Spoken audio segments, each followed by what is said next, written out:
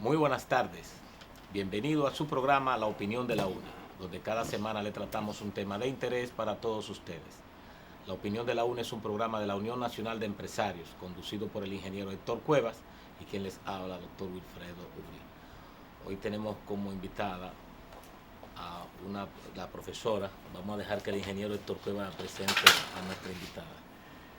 Tenemos como invitada a la doctora Margarita Luciano. Es un honor para nosotros que ella esté aquí compartiendo con nuestros amables televidentes.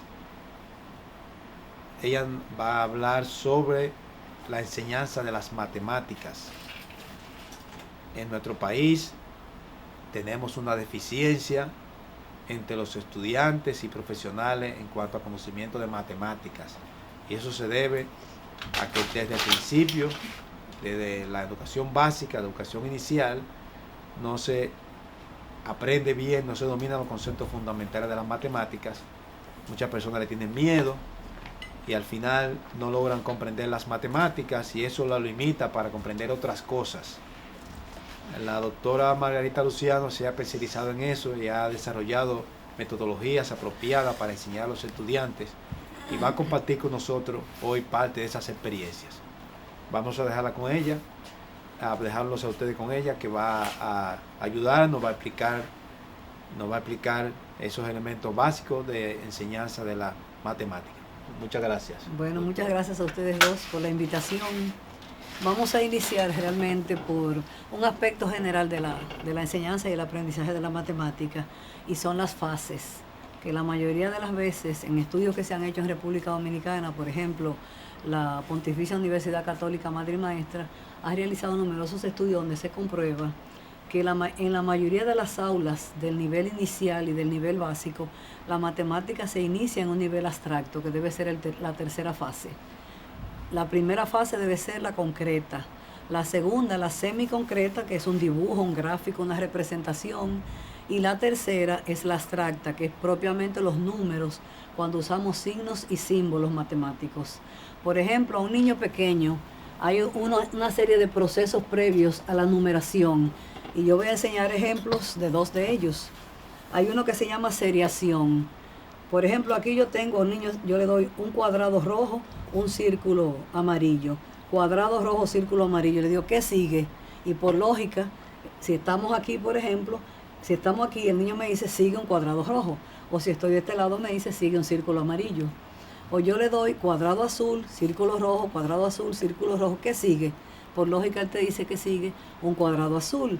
Y luego se van mezclando, se va complicando la cantidad de figuras. Por ejemplo, yo pongo roja, azul, luego amarilla, roja. Se va complicando el tipo de seriación. O sea, que ellos asocian la figura geométrica con los colores. En este caso sí.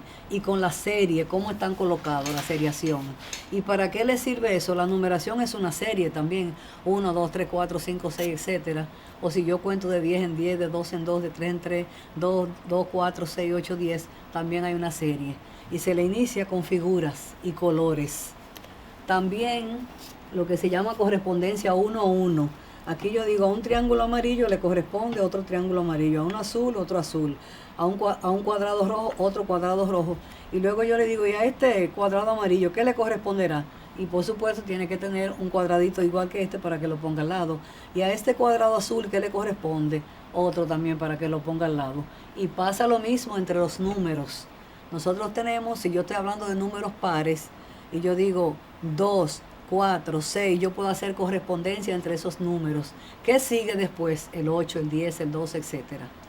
Y normalmente nosotros enseñamos a los muchachos a contar de 10 en 10, 10, 20, 30, 40. Pero si yo cuento 11, 21, 31, 41, también estoy contando de 10 en 10. O sea que tenemos que ver también las distintas formas, no una sola manera.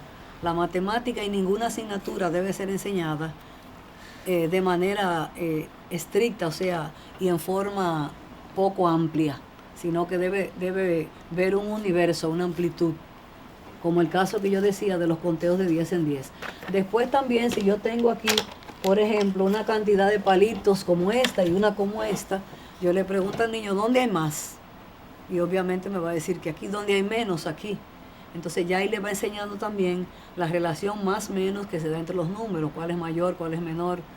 Entonces, o entre las operaciones, cuando yo sumo una cantidad de objetos a otra que aparece.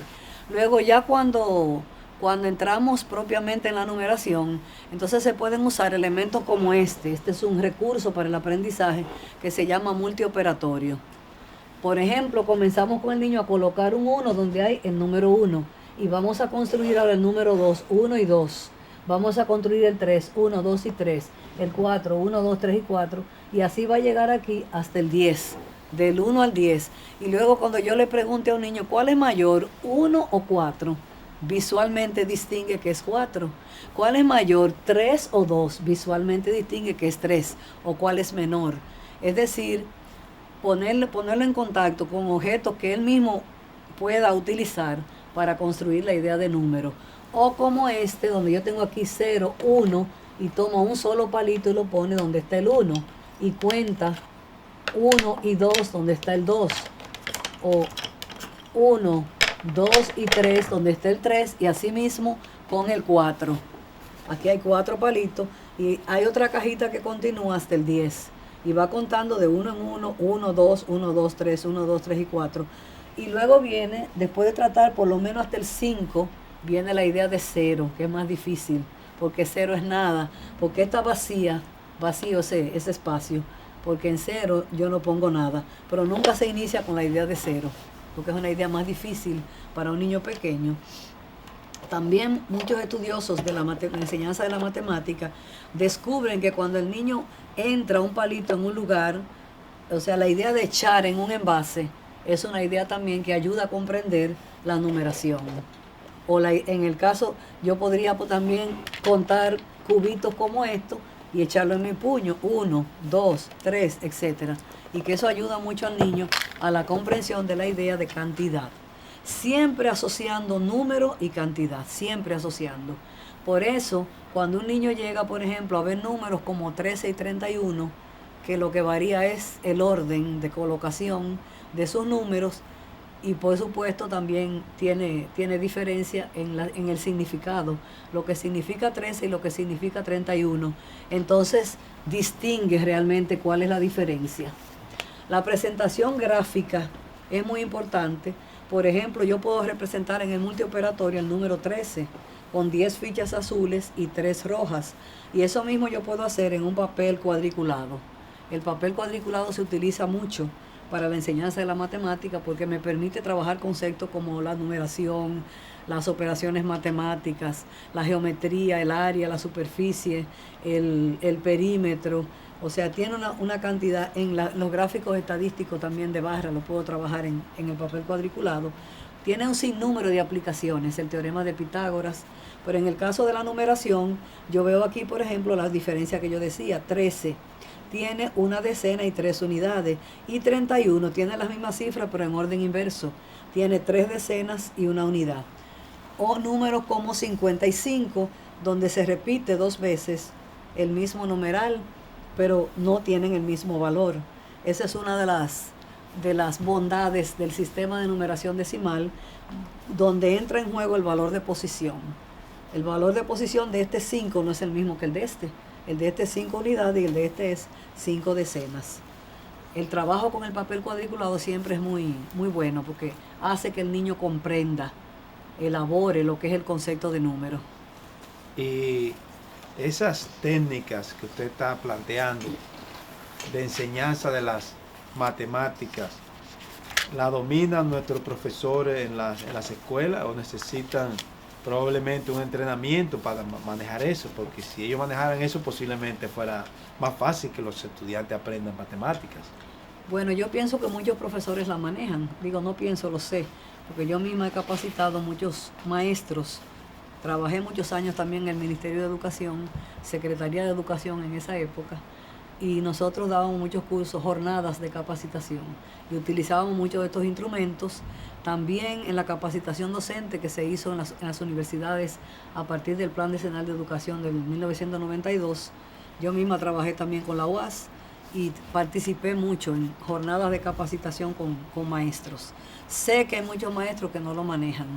Realmente yo pienso que traer esto a un programa de televisión como ustedes lo han hecho ahora, creo que es muy importante, porque los maestros tienen que aprender a manejar estos instrumentos.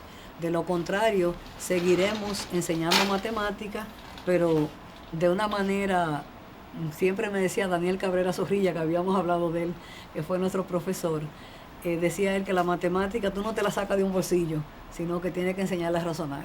Claro.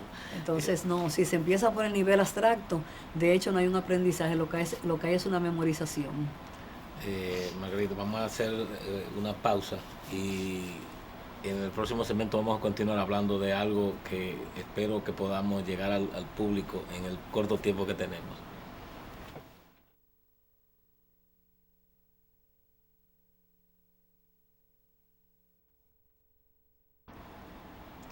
Continuando con las explicaciones de nuestra profesora e invitada de hoy, solo vamos a que usted continúe porque realmente el tiempo suyo es muy importante. Gracias. Bueno, por ejemplo, para nosotros darle la idea de sistema de numeración decimal a un niño, comenzamos con estos instrumentos. Estos materiales se llaman bloques multibásicos, de base 10 en este caso, porque tienen otras bases, algunos juegos. Entonces comenzamos diciendo, vamos a ver cuántas veces cabe 1 en 10. Y el niño cuenta 1, 2, 3, 4, 5, 6, 7, 8, 9 y 10. ¿Cuántas veces cabe 10 en 100? Lo mismo. 1, 2, 3, 4, 5, 6, 7, 8, 9 y 10. ¿Y cuántas veces cabe 100 en 1000? Porque este representa el bloque del 1000. Y entonces comprende la idea fundamental del sistema de numeración decimal. Cuando nosotros presentamos ya, vamos a la fase abstracta, podemos trabajar con tablas numéricas como esta, del 1 al 10, del 11 al 20, del 21 al 30, etc. Y todas lo que se llama familias de números quedan uno debajo de otro. 1, 11, 21, 31, 2, 12, 22, si voy aquí 5, 15, 25. Y con esto se pueden trabajar las tablas de multiplicación, también se puede sumar, restar, multiplicar, dividir, hacer cualquier operación. Y tiene una ventaja y es que el orden que lleva la colocación de los números incide en la comprensión del sistema de numeración decimal, no importa si trabajamos del 1 al 100 o del 201 al 300, etcétera, o del 1001 al 1100, en cualquiera de los órdenes que estemos trabajando, ayuda a esa comprensión. Pésame que la interrumpa, pero hoy en día, con la computadora y la informática, el internet, ¿esas ideas todavía tienen validez? ¿Usted cree que las personas se concentrarán en aprender eso en lugar de irse a la computadora? Sí, yo creo que es muy buena la pregunta, porque yo creo que está muy en el maestro de matemáticas el que le tenga miedo a la matemática o no quieran saber de ella, y el que amen la asignatura. La enseñanza con este tipo de materiales, porque yo he tenido la experiencia durante muchos años, provoca interés. Ayer casualmente nosotros tenemos un laboratorio matemático que se llama Daniel Cabrera Zorrilla y trabajábamos las fracciones con este fraccionario y los niños introducían, este es el entero, introducen 2 medios. ¿Cuántos medios caben en un entero? 2 medios. ¿Y qué sucede si en vez de medio yo introduzco tercio? Compruebo lo mismo, caben también 3 tercios. Y si introduzco cuarto, 4 cuartos, y luego yo sacaba una regla general. Toda fracción cuyo numerador y denominador es igual equivale a 1, pero ya lo habían comprobado en muchos casos. También cuando comparábamos fracciones como 1 medio y 1 tercio, le decíamos cuál es mayor, y ellos iban a decir que mayor era 1 tercio, pero se daban cuenta con los ojos de la cara, como le decíamos, que la mayor es 1 medio, y luego entonces sacaban una conclusión que de 2 fracciones que tienen iguales numeradores es mayor la que tiene el menor denominador. Entonces, y así van superponiendo unas fracciones sobre otras y comprobando las relaciones entre ellas. Por ejemplo, si yo tengo aquí 1 cuarto, ¿qué pasa? ¿Qué relación hay entre el cuarto y el medio? ¿Cuántos cuartos me caben en 1 medio, que son 2 cuartos? Y entonces veían fracciones equivalentes. Yo tengo aquí, por ejemplo, el décimo. Ahí esa le dio un poquito de trabajo entenderla. Si estábamos introduciendo el décimo en el medio, ¿cuántas veces cabe 1 décimo en 1 medio? Y ellos veían entonces que cabía 5 veces. Eso quiere decir que 5 décimos es igual o equivalente a 1 medio. Y luego yo le preguntaba, entonces, ¿qué es 1 décimo de 1 medio? Y como que le dio mucho trabajo hasta que uno dijo, oh, es un quinto. O sí, porque si cabe 5 veces y yo saco un décimo, es un medio y 2 décimos, ¿qué será? 2 quintos y 3 décimos, 3 quintos, 4 quintos, hasta llegar a los 5 quintos, porque en ese caso el medio hace el papel como del entero. Y así ellos descubrieron, esa es una clase que se hace muy interesante, porque el muchacho va haciendo descubrimientos. No es algo que está una cosa que le dicen de memoria, una definición, sino que saca las definiciones propias. No, y esta forma rompe con la monotonía. Es muy difícil Claro que el que niño sí. se duerma. Rompe con la monotonía en el aula. Realmente al haber figuras. También la geometría es una parte de la matemática que se usa mucho en el arte. Por ejemplo, estas son cosas hechas por muchachos que yo se las he pedido y las plastifico porque son muy lindas. Y eso es trabajando lo que se llama teselación, que son figuras que dividen a otra exactamente. Eso se ve en un piso también. Esta es una muy bonita que fue con un círculo. Ya la dividió en figuras distintas, en triángulos, por ejemplo, en cuadriláteros. Y también trabajamos con un instrumento que se llama tangrama. El tangrama es un cuadrado que se divide en 7 piezas y con esas 7 piezas se pueden representar. Tú me haces el favor de pasarme un cuadrado que está ahí dividido en una cajita, que se pueden formar multiplicidad de piezas de representaciones. Es esto. Eso es un instrumento chino. De un cuadrado se divide en 5 triángulos, un cuadrado y un paralelogramo, que es este. Y con esas piezas yo puedo formar todas esas figuras que están ahí. Puedo formar también figuras geométricas. Por ejemplo, si yo tomo estas 2 piezas, que son 2 triángulos, y yo las pongo así, ellos descubren que se forma un cuadrado. Si yo la pongo así, se forma un paralelogramo. Y si yo la pongo así, se forma un triángulo. O sea que ellos descubren también por sí mismos cómo formar figuras diferentes a partir de otras. El triángulo, por ejemplo, que es una figura que sirve para construir muchas otras, pero también para construirse a sí mismo. Sí. Y los diferentes tipos de triángulos que pueden surgir a partir de 2 figuras cualesquiera. Y eso también desarrolla el pensamiento matemático y desarrolla la creatividad. Nosotros decimos que la matemática desarrolla la lógica, pero depende de cómo se enseñe. Si es de memoria, entonces lo que desarrolla solo es la memoria. Aquí tenemos también una representación del teorema de Pitágoras, que eso le fascinó a una estudiante universitaria. Ella me dice que era muy buena en matemática, pero que eso se lo sabía de memoria, no lo entendía. ¿Qué dice el teorema de Pitágoras? El cuadrado construido sobre la hipotenusa de un triángulo rectángulo, que es este, es igual a la suma de los cuadrados construidos sobre los catetos. Y se ve muy fácil. Sobre el cateto, la hipotenusa, yo construyo un cuadrado con 4 triángulos. Y sobre los catetos, uno con 2 triángulos y uno con 2, que es igual a este de 4. O sea, que es lo mismo que dice el teorema. Y ella me decía, yo eso lo decía de memoria, pero nunca lo llegué a entender. O sea, por primera vez ella me decía, y la clase no era para ella, era para unos niños. Sin embargo, ella se interesó tanto que puso tanta atención como los niños, porque decía, nunca había recibido una clase así. Entonces yo creo que eso es muy importante. Sí, creo que lo que se enseña en la práctica es muy difícil que se le olvide. Eso no se olvida, muy importante esa observación. Sí, eso... Porque a veces decimos, ya todo lo que yo aprendí en el curso anterior, dicen algunos niños, se me olvidó, y entonces no lo aprendiste, solo lo memorizaste. Y fue un aprendizaje fugaz. El aprendizaje en su misma definición dice que tiene que tener una cierta duración. Este año yo tuve que comprar un tan grande eso para un niño que tengo que va a cumplir 7 años, que bueno. Y no sabía que se queda en el colegio, por cierto, pero voy a comprar uno para tenerlo en la casa porque mira lo práctico que es. Se puede hacer también con un cartoncito, una hojita, un papel de construcción. Eso es muy importante. Y en su casa él puede practicarlo también. Me hace el favor de agarrarme esto. Esto es un geoplano. El geoplano, como se ve, es una superficie con clavitos y que podemos usar gomitas. Por ejemplo, aquí es representado un cuadrado y otro cuadrado, pero con diferentes dimensiones. Y este es un geoplano gráfico que representa lo mismo que está aquí. Cada puntito ahí equivale a un clavito de aquí. Entonces podemos representarlo así. Aquí también hay un triángulo rectángulo que yo también lo puedo representar aquí con las gomitas, moviendo esto, por ejemplo, se convierte en un triángulo rectángulo. Y los muchachos hacen muchas representaciones también de carácter artístico, porque la geometría es una parte de la matemática que tiene mucho que ver con el arte.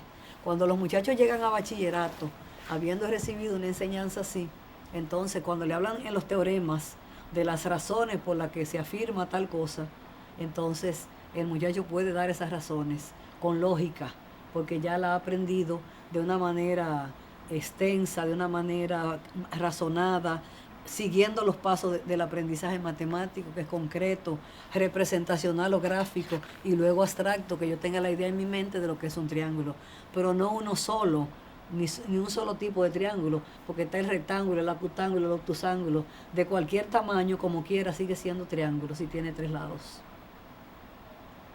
Así que yo creo que eso... No, realmente creo que, por cierto, este otro, ¿cómo se llama? Lo de los clavitos.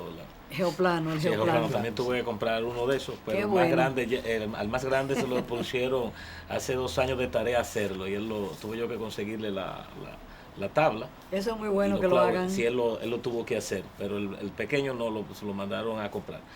Mira, oyéndola a usted ahora hablar y todo lo que está haciendo, yo estaba razonando que a MacGyver, una serie que daban antes, parece que le dieron mucho de esa matemática, porque él miraba y con los cuerpos y las cosas, por eso era que hacía tantas maravillas. Muy bien. Aquí Pero, en un programa de televisión ponían un tangrama a medio construir para que las personas terminaran de construirlo.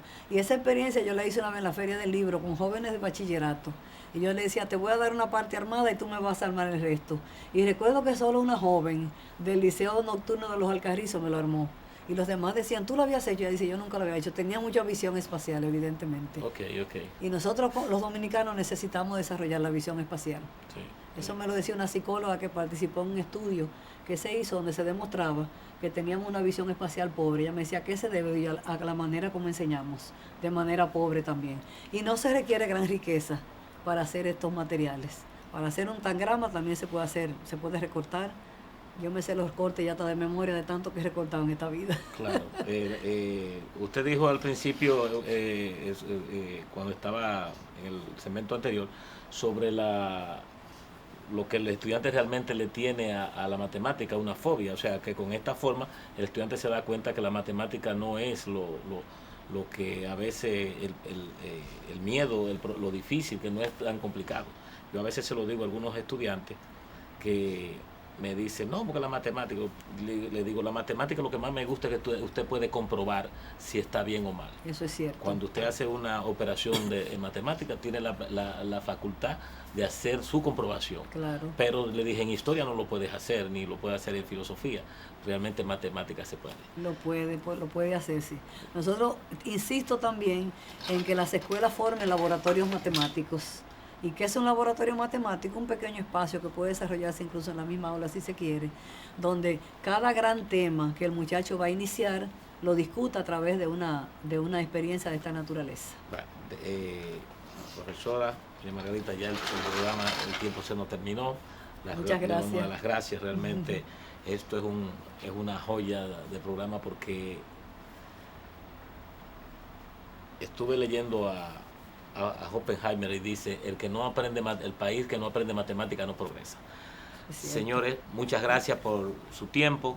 Solo le invitamos la próxima semana que nos acompañen a una entrega más de La Opinión de la UNE.